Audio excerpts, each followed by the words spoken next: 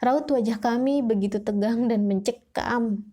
Ahmad sampai nangis. Gue dan Rama menenangkan sebisanya. Suara tertawa masih terdengar jelas dari luar. Tiba-tiba angin kencang menerpa tenda kami. Kami menahan tenda agar tidak terbawa angin dan terus berdoa meminta perlindungan. Kini bukan hanya suara tawa. Di luar terdengar jelas rintihan perempuan dan suara lonceng yang keras. Malam semakin kacau. Kami terus-terusan berdoa.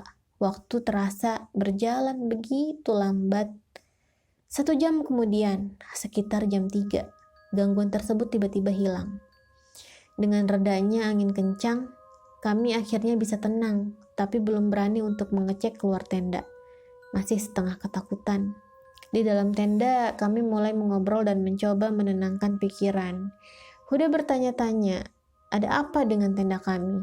Gue jelasin kalau tenda rubuh. Apalagi gue ngeri kalau frame-nya sampai patah. Gue terus berusaha untuk membuka percakapan agar suasana menjadi tenang. Singkat cerita, gue cek jam dan ternyata udah jam 4:30. Gue dan Rama memberanikan diri untuk cek situasi keluar dan memastikan tenda yang rubuh. Gue pun membuka pintu tenda dan keluar duluan. Ketika gue senterin ke arah tenda, ternyata tenda gue masih berdiri kokoh. Aneh kan? Padahal jelas-jelas kalau sebelumnya tuh tenda kami roboh. Gue dan Rama bingung dan semuanya masih dalam keadaan semula. Gue gak ngerti. Kami berjalan sebentar mengelilingi tenda dan tiba-tiba Rama nyuruh gue untuk ngeliat ke atas pohon sebelah kanan. Gue spontan senterin ke arah tersebut. Gue ngeliat kayak ada mayat lelaki gantung diri di atas pohon, tapi sorot matanya melotot ngeliat kita berdua. Gue pura-pura gak ngeliat dan cuek. Gue ngasih aba-aba ke Rama untuk masuk tenda, padahal kaki gue udah ngegeter banget. Sebelum masuk tenda, Rama bisik-bisik ke gue kalau bilang ke teman-teman yang lain di luar gak ada apa-apa. Tenda gue udah diberesin, biarpun semuanya tenang dan gak panik, gue iyakan. Ketika masuk, gue jelasin sesuai dengan apa yang Rama bilang ke gue sebelumnya. Gue lapar. Huda langsung inisiatif buka tenda dan masak. Awalnya gue takut kalau sosok itu masih ada dan ternyata udah hilang. Kami pun masak untuk sarapan. Ahmad terlihat sangat baikan setelah pakai koyo dan balsem semalaman.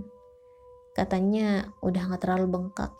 Kami pun makan. Saat itu masak kentang goreng dan beberapa potong sosis. Tak terasa sinar matahari terlihat. Kami segera keluar. Gue pun nyuruh Ahmad untuk mencoba berjalan perlahan dan ternyata lumayan lancar. Hanya saja memang harus pelan. Kemudian kami masak air untuk seduh kopi sambil diskusi terkait kaki Ahmad.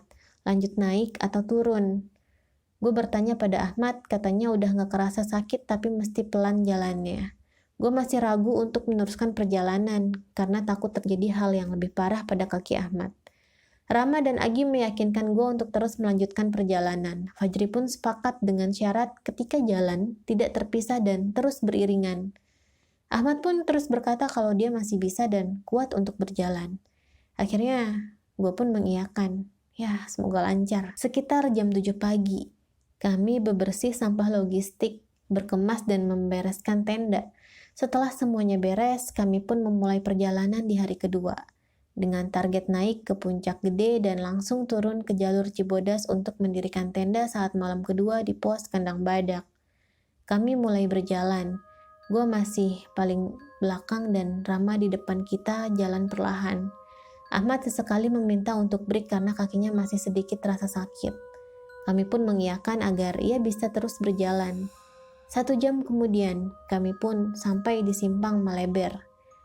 Setelah istirahat, kami berjalan lagi, hanya tinggal melewati alun-alun Surya Kencana, kemudian menuju puncak. Di sepanjang perjalanan, cuaca cukup cerah. Sinar matahari masuk di antara pepohonan yang lebat. Kurang lebih 2 jam berjalan. Akhirnya kami sampai di alun-alun Surya Kencana Timur. Sambil melepas lelah, kita pun memutuskan untuk istirahat. Lagi pula baru jam 11 siang. Kami foto-foto sambil melihat padang atau sabana yang luas, dihiasi dengan pohon edelweiss yang kering pada saat itu. Gue usulkan untuk berjalan lagi dan istirahat lebih lama di alun-alun Surya Kencana Barat, yaitu pintu masuk jalan menuju puncak. Sambil berjalan kami mengabadikan beberapa foto. 45 menit kemudian kami sampai di jalur menuju puncak. Sekitar jam 1 kami lanjut berjalan menuju puncak gede. Langit mulai berubah menjadi gelap karena trek berbatu lumayan menguras tenaga. Tak terasa ternyata kami berpisah kembali. Kali ini terbagi dua. Gua, Ahmad, dan Fajri di belakang sedangkan sisanya di depan. Ahmad berkali-kali minta break, punggungnya terasa sakit menahan beban. Gua kemudian menawarkan agar tasnya dibawa gua agar perjalanan bisa sedikit lebih cepat. Dia mengiyakan. Singkat cerita, kami sampai di puncak gede sekitar jam 3 sore. Seperti biasa, kami pun istirahat dan foto-foto. Langit yang mendung berubah menjadi cerah kembali. Puncak Pangrango nampak terlihat jelas. Jam sudah menunjukkan pukul 4 sore. Sebelum bertemu dengan gelap, kami putuskan untuk turun menuju kandang badak karena keesokan harinya kami akan summit ke puncak Pangrango. Kami pun turun menyusuri kawah menuju jalur Cibodas. Sepanjang berjalan di jalur kawah, langit tiba-tiba berubah menjadi gelap. Kami sedikit lari dan bergegas untuk turun. Belum lama masuk ke hutan, hujan pun ternyata turun dengan cukup deras. Jas hujan langsung kami pakai. Kami berjalan menyusuri hutan yang diguyur hujan deras. Hingga tak terasa, kami pun terpencar kembali. Bedanya gue jalan sendiri di belakang. Awalnya gue kira Ahmad di depan gue. Ternyata gue salah lihat. Gue di belakang dan sendirian. Gue tetap tenang karena emang udah pernah lewat jalur ini. Jadi harusnya udah lumayan tahu dengan jalur trek menuju pos kandang badak. Masih diguyur hujan, gue turun perlahan karena trek agak licin. Sekitar 10 menit gue jalan sendiri, ternyata ada rombongan sekitar 5 orang yang lagi duduk di trek. Karena gue juga lumayan capek, gue putuskan untuk ikut duduk. Ternyata sapaan gue nggak digubris sama sekali. Mereka mungkin kecapean. Gue pun cuek, duduk dan rebahan sambil meremin mata. Gue ngambil minum karena haus. Ketika gue mau nawarin mereka, tiba-tiba mereka nggak ada. Hilang. Anehnya di trek naik atau turun, mereka nggak kelihatan sama sekali. Jeda gue merem dan ngambil minum gak lebih dari semenit. Meskipun mereka lari, gue tetap bisa ngeliat atau ngerasain langkah kaki. Tapi ini gak ada. Beres minum, gue langsung pergi dari situ dan lari. Mencoba untuk ngepanik gue. Di tengah terpaan hujan, gue lari sebisa mungkin dengan penuh hati-hati. Meleng sedikit bisa jatuh dan luka-luka. Gue terus fokus jalan hingga akhirnya gue ternyata ketemu rombongan mereka lagi di tempat yang berbeda. Sial. Karena gue yakin kalau mereka bukan manusia, gue coba cuek dan pura-pura gak ngeliat. Posisi mereka persis sama dengan yang sebelumnya. Gue pun jalan santai melewati mereka. Karena sedikit penasaran, gue nengok pelan dan rombongan tersebut balik melototin gue. Bener-bener melotot. Gue lari sekuat tenaga, walaupun badan udah bener-bener capek. 10 menit gue lari. Lagi-lagi gue nemuin rombongan tersebut. Kali ini mereka berdiri dan menghadap ke arah gue. Di situ gue bener-bener gak ngerti harus ngapain. Sumpah, capek. Akhirnya gue mutusin untuk melangkah maju. Yang penting coba dulu. Mulut gue gak berhenti untuk terus baca doa.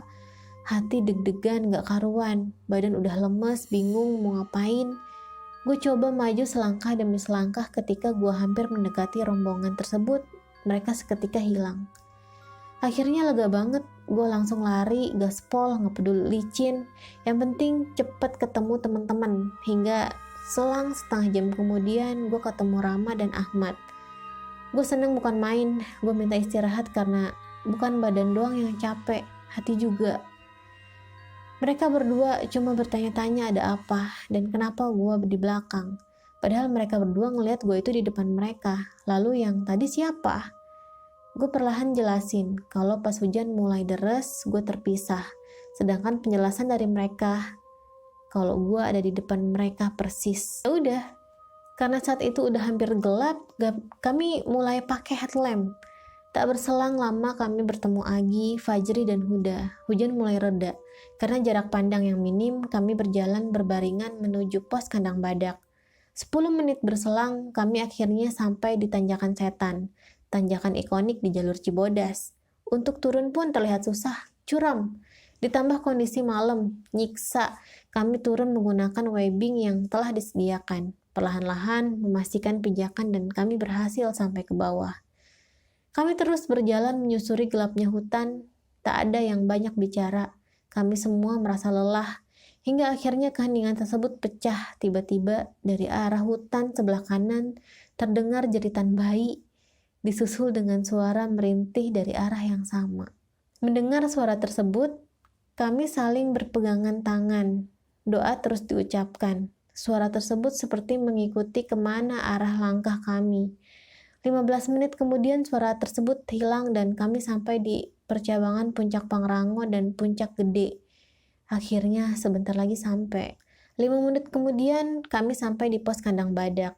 Tidak begitu banyak yang mendirikan tenda, mungkin kurang dari 8 tenda. Kami pun bergegas mendirikan tenda di dekat sumber air. Tujuannya agar gampang untuk sekedar mengambil atau menggunakan air. Kami berbagi tugas, ada yang ngambil air, mendirikan flyseat, dan mendirikan tenda. Tak butuh waktu lama, 2 tenda berdiri kokoh. Kami bergiliran masuk untuk ganti baju dan membereskan isi tenda. Sambil menunggu giliran, gue cuci kaki dan seluruh badan yang kotor di sumber air. Dingin, mirip air es. Ketika selesai dan melangkah balik ke tenda, di belakang gue tiba-tiba ada suara ketawa kecil. Hehehehe. Merasa janggal, gue langsung lari masuk ke dalam tenda dan ganti baju. Setelah ganti baju, gue minta temenin ke Rama untuk membuat tali jemuran. Kebetulan beberapa baju kami kotor dan sedikit basah. Gue pasang tali jemuran di bawah flyseat agar kalaupun nanti hujan masih terlindungi. Tali pun berhasil gue pasang. Baju yang kotor dan basah gue jemur. Begitupun dengan Rama. Setelah semuanya beres, baru gue masuk tenda. Rama tiba-tiba bilang, "Kalau nanti malam ada apa-apa lagi, langsung bangunin gue ya. Perasaan udah mulai gak enak." Gue yain aja. Lalu masuk ke tenda. Dengan sisa logistik yang masih ada, kami memasak. Ahmad mulai merasakan sakit lagi di kakinya. Gue menyuruhnya untuk minum obat pereda nyeri. Akhirnya kami merasakan suasana tenang kembali. Jam 8 kami makan dan ngobrol-ngobrol santai. Tak lama hujan turun, cukup deras. Terdengar suara rombongan pendaki yang baru sampai dan mendirikan tenda. Gue usahakan jangan sampai tidur terlalu larut, karena besok kami harus bangun jam 4 pagi untuk summit ke Puncak Pangrango. Setelah ngobrol ngalor ngidul, kami memutuskan untuk tidur. Saat itu jam 10 malam. Formasi tenda masih sama, dan gue tidur di tengah. Lampu tenda dimatikan, kami pun tidur. Gue berkali-kali terbangun karena hujan deras di luar tenda. Syukurnya nggak ada hal yang aneh yang gue rasain.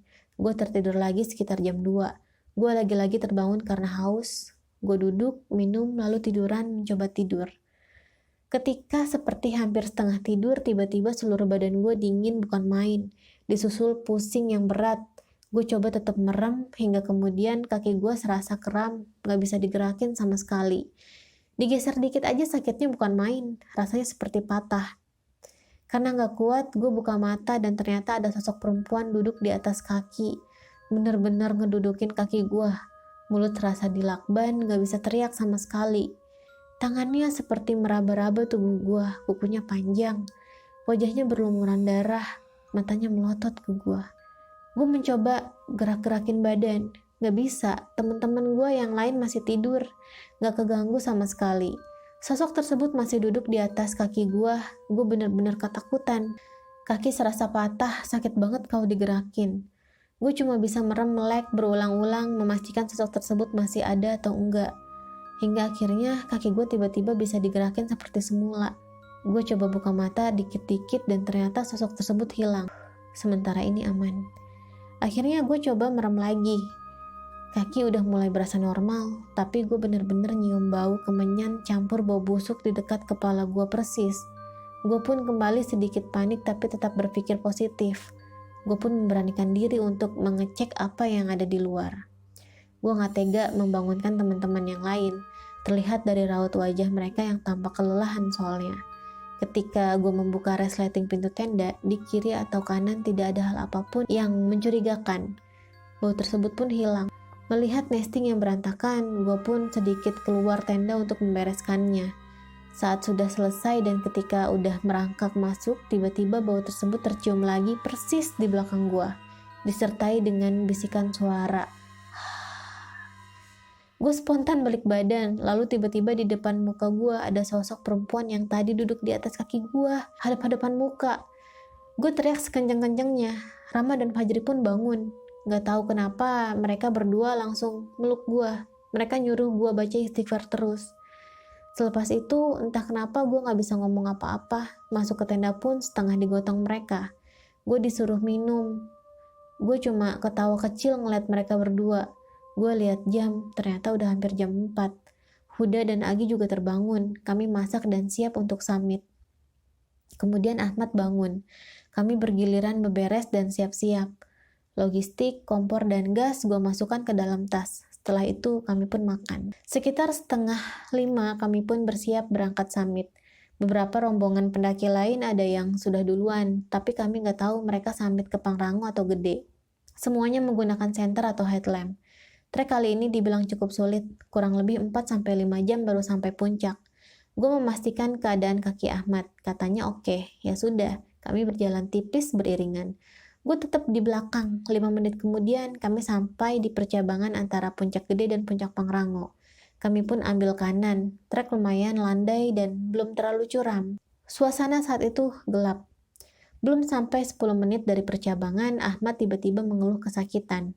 Kakinya terasa perih, karena tidak ingin terlalu memaksakan, Ahmad mau untuk kembali ke tenda. Gue dan Rama pergi mengantarkan. Setelah sampai di percabangan, Ahmad meminta untuk turun sendiri. Karena kami rasa memang dekat, kami mengiyakan. Gue dan Rama berlari menuju Fajri dan yang lainnya untuk melanjutkan pendakian menuju puncak Pangrango. Selama pendakian menuju puncak, gue gak ngerasa hal ganjil apapun. Mungkin sebatas sekilas mata atau suara semak-semak gue anggap biasa. Kami terus berjalan dan bertemu rombongan pendaki yang lain. Kami saling sapa dan pamit untuk mendahului mereka. Tak terasa mentari datang. Sudah hampir 2 jam kami berjalan, namun belum ada tanda-tanda puncak sudah dekat. Trek yang lumayan curam membuat kami harus banyak berhenti karena lelah. Sekitar jam 7, gue bertemu dengan seorang pendaki yang turun. Gue tanya apakah puncak masih jauh. Dia pun menjawab kalau kami belum setengahnya sama sekali. Mendengar hal tersebut, kami pun cuma tertawa kelelahan. Agi pun ternyata sudah jalan terlebih dahulu, jauh meninggalkan kami. Demi mengejar waktu, kami bergegas naik lagi. Singkat cerita, setelah 3 jam kemudian, kami sampai di puncak Pangrango. Agi pun nampak duduk dan ngobrol dengan pendaki lain. Kami istirahat dan foto-foto sebentar. Tujuan kami selain puncak yaitu alun-alun Mandalawangi. Hanya butuh 5 menit turun dari puncak. Kami sampai di alun-alun Mandalawangi. Konon, Sohokji, aktivis era tahun 60-an sering menghabiskan waktunya di sini. Kami mencari tempat yang teduh untuk makan dan memasak air. Gua dan Rama turun ke arah tebing mencari sumber air. Selesai mengambil air, kami menyempatkan untuk mengambil beberapa gambar. Kenang-kenangan, Mandalawangi memang tak seluas Surya Kencana, namun Mandalawangi terkesan lebih tenang dan sunyi, cocok untuk dijadikan tempat merenung. Waktu tak terasa menunjukkan pukul 12 siang. Kami memutuskan untuk turun. Lagi pula Ahmad sendirian di tenda. Setelah beberes, kami berjalan naik ke arah puncak Pangrango, kemudian langsung turun menuju kandang badak. Hanya 2 jam perjalanan turun kami pun sampai di tenda. Ahmad terlihat duduk dan memasak air sesampainya kami di tenda. Kakinya pun sudah lumayan membaik. Kami langsung memasak menghabiskan logistik yang tersisa. Kami bergantian mengemas barang-barang yang ada di dalam tenda. Selesai memasak dan makan, kami pun bergegas merapikan tenda. Langit tampak mulai mendung. Sesegera mungkin kami harus turun sebelum hujan mengguyur. Akhirnya sekitar jam 4 lewat, kami turun menuju base camp Cibodas. Estimasi turun sekitar 2-3 jam. Trek relatif landai. 15 menit kami berjalan turun, hujan pun turun. Tidak terlalu deras, kami langsung memakai jas hujan. Jalur Cibodas terkenal landai. Tidak banyak trek yang curam, tapi cenderung lebih lama jarak tempuhnya. Kami pun terus berjalan. Ternyata kami terpisah jauh. Kali ini gue berdua dengan Fajri berada paling depan. Kami berdua memutuskan untuk menunggu di pos kandang batu. Sesampainya di sana, kami merasakan hawa yang kurang enak. Kami merasa ada langkah kaki yang turun tapi tak kunjung sampai. Awalnya gue kira Rama dan yang lainnya, ternyata gak ada siapa-siapa. Kami pun memutuskan untuk melanjutkan perjalanan menuju shelter air panas yang berada di bawahnya. Tak sampai 5 menit, kami tiba di shelter tersebut. Kami menunggu lagi, Rama dan yang lainnya. Namun, suara langkah tersebut masih terdengar. Di tengah suara gerimis hujan, langkah tersebut terdengar cukup nyaring. Setelah diskusi dengan Fajri, gue putuskan untuk terus turun. Dari shelter air panas menuju pos batu kukus 3, kami harus melewati jembatan di atas air panas yang hanya dibatasi dengan seutas tali webbing. Jika tergelincir, otomatis kami akan terjebur ke dalam jurang berisi air panas. Gue berada di depan, berjalan perlahan menapaki batu-batu. Tiba-tiba Fajri menyuruh gue untuk berjalan lebih cepat. Dia nampak sedikit gelisah. Gue iyakan. Kami terus berjalan hingga sampai di pos batu kukus 3. Hujan masih turun cukup deras. Tapi setelah dipikir-pikir, kami memutuskan untuk terus berjalan hingga pos 1 sebelum base camp. Kami berdua terus berjalan melewati pos batu kukus 2 dan 1. Kemudian Rawadenok 2 dan Rawadenok 1. Sekitar setengah 6 kami pun tiba di pos Rawa Panyangcangan, persimpangan menuju air terjun Ciberem dan base camp. Kami istirahat sebentar, minum dan rebahan di pos. Setengah jam kami menunggu, Rama dan yang lainnya masih belum datang, padahal kami jalan tidak terlalu cepat. Setelah diskusi dengan Fajri, kami memutuskan untuk berjalan lagi menuju pos Telaga Biru. Perjalanan menuju Telaga Biru menyusuri jembatan kayu yang ditunjang dengan beton coran. Tak sedikit beton tersebut bolong karena gelap. Kami berdua menggunakan headlamp untuk menerangi jalan. Kami jalan perlahan menghindari jalan yang berlubang. Dalam perjalanan menuju telaga, terdengar suara aliran air yang cukup deras. Awalnya kiri kanan seperti rawa, kemudian berubah menjadi hutan yang lebat. Sambil mengobrol, kami terus berjalan maju. Ketika masuk ke hutan, Fajri meminta kami untuk jalan sejajar. Gue mengiyakan. Sekitar 5 menit kami berjalan, tiba-tiba ada sesuatu yang muncul dari balik pohon yang ada di belakang kami. Awalnya gue kira dahan pohon yang jatuh, namun lama-lama sesuatu seperti dahan tersebut berdiri, membalikan badan dan meloncat-loncat. Itu pocong. Kami lari sekencang-kencangnya hingga akhirnya sampai juga di ujung jembatan kayu. Gue cek ke belakang, sosok tersebut masih ada. Gue yang awalnya mau istirahat karena ngos-ngosan mengurungkan diri dan mengajak Fajri untuk segera lari lagi. Tak lama kami pun sampai di telaga. Ada sebuah shelter dan nampaknya ada bapak-bapak sedang duduk. Sepertinya warga sekitar. Kami pun menyapa dan dia memberikan senyuman. Kami duduk berjarak 10 meter dengan bapak itu. Dia hanya duduk dan termenung. Gue menawarkan rokok, dia hanya bisa diam saja. Akhirnya dia pun bertanya, kami dari mana? Gue jawab abis naik dari Pangrango. Dia pun tertawa, gue juga, salting.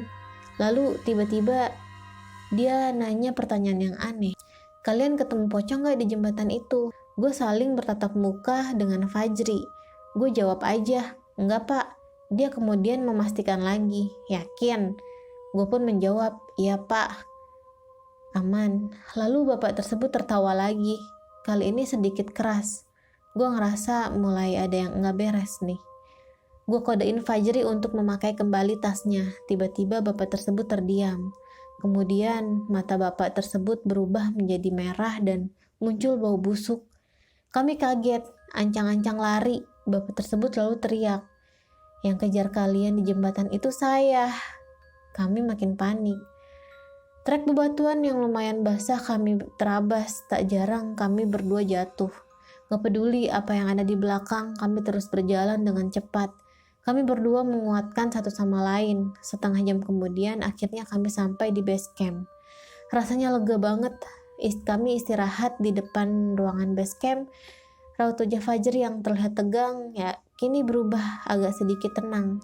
Kami berdua tertawa terbahak-bahak. Konyol. Sambil menunggu Rama dan yang lainnya, kami pergi ke warung untuk memesan makan. Fajri kemudian bercerita, mengapa ketika di jembatan setelah shelter air panas, ia meminta gua untuk melangkah lebih cepat. Ternyata Fajri merasa kalau pundaknya ditepuk. Kemudian ketika menoleh ke belakang, ia melihat sosok perempuan samar-samar. Setelah sampai di jembatan kayu pun, sebenarnya dia sudah melihat bayangan pocong tersebut. Namun karena merasa belum ragu, ia mencoba untuk cuek, makanya ia meminta gue untuk jalan sejajar. Setelah sampai di jembatan kayu pun, sebenarnya dia sudah melihat bayangan pocong tersebut. Kami hanya bisa tertawa, pengalaman yang menegangkan. 1 jam kemudian, sekitar jam 8, Rama dan yang lainnya datang. Gue tanya, aman atau enggak? Ternyata mereka juga sama mengalami hal yang aneh, tapi tidak se-ekstrim gue dan Fajri. Rama menuturkan kalau sepanjang jalan mereka diikuti oleh makhluk yang badannya tinggi besar. Makhluk tersebut mulai mengikuti dari shelter air panas hingga pertigaan air terjun. Rama pun sempat melihat bayangan samar putih saat melewati jembatan kayu, namun tidak menunjukkan sosoknya. Ahmad pun kemudian nimbrung bercerita. Ketika ia turun sendiri, ternyata ada orang yang menuntun dia sampai mendekati tenda. Ketika Ahmad ingin mengucapkan terima kasih, orang tersebut melayang di udara. Ahmad ketakutan hingga dia pun masuk ke tenda orang lain, pura-pura mengobrol. Untung saja ada anggota rombongan pendaki yang tidak ikut muncak, sehingga ada yang menemani Ahmad. Mengingat tenda, Fajri kemudian bercerita kejadian mengapa dia dan Rama memeluk gua ketika kejadian malam kedua di pos kandang badak. Sebenarnya, Fajri melihat sosok perempuan duduk di atas kaki gua. Menurutnya sosok tersebut seperti ingin membawa gua ikut, namun saking takutnya melihat sosok tersebut, Fajri memilih pura-pura tidur, hingga pada saat sosok tersebut hilang, Fajri akhirnya bisa bernafas lega dan kemudian melanjutkan tidurnya. Fajri pun mencium bau busuk dan dia kesal, kenapa gue malah nekat keluar tenda. Ketika gue teriak, dia pun langsung membangunkan Rama dan memeluk gue. Rama yang bilang untuk meluk dan gotong gue masuk ke dalam tenda. Katanya gue seperti ditarik oleh sosok tersebut. Lain halnya dengan Huda dan Agi, mereka berdua merasakan gangguan ketika berada di dalam tenda. Pada malam pertama dan kedua, mereka berdua sebenarnya nggak bisa tidur pulas. Mereka mendengar bisikan-bisikan dan seperti ada yang memainkan outer tenda mereka. Mendengar cerita satu sama lain, kita hanya bisa tertawa dan mengambil hikmahnya. Kekompakan kelompok memang diperlukan ketika ada berbagai macam bahaya. Setelah makan dan beberes, sekitar jam 10 malam, angkutan desa datang untuk mengantarkan kami kembali menuju rumah Ahmad. Lalu, kurang dari jam 12 kami pun sampai. Gue bergegas langsung mandi dan bebersih, badan lengket-lengket. Hampir 4 hari belum mandi. Setelah itu kami membeli makanan untuk santap sebelum tidur. Keesokan harinya kami berenam memutuskan untuk pulang. Agi, Huda, dan Rama pulang ke Sukabumi, sedangkan gue, Ahmad, dan Fajri kembali ke Bandung. Pendakian edisi Gede Pangrango sukses dan meninggalkan berbagai cerita menarik.